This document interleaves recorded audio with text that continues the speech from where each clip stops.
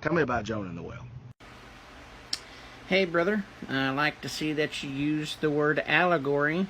Starting to use some theological terminology. I like it. I like it. Stepping up your game. So, is it allegory, or is it supposed to be considered as an actual event? The answer to that is it's supposed to be considered an actual event. But it's not a well.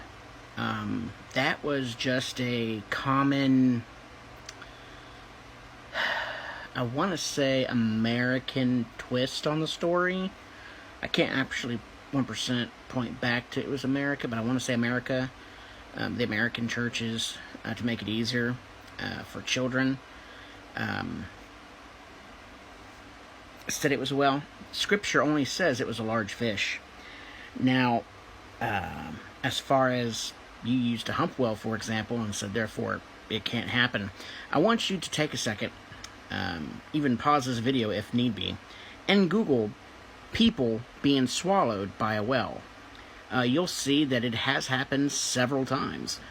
Some people being in the well stomach for a day or two.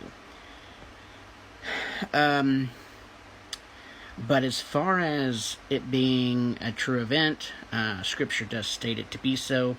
Christ himself even preaches it as so, with Christ being God, and he says it's history, therefore it's history.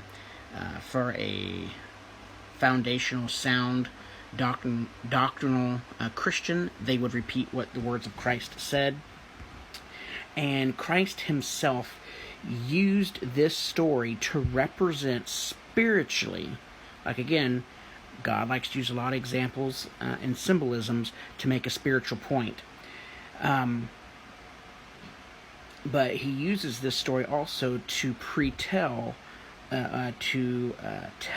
those who have eyes to see and ears to hear of his upcoming crucifixion in the ground for 3 days, and then his resurrection coming out anew. Also, a side note, tidbit of good fun information.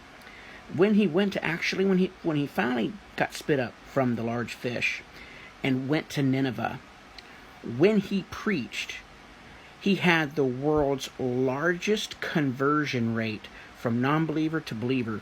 More people came to God in that one sermon that he preached than any other time in history. And those people murdered the Jews and were the Jews' number one enemy.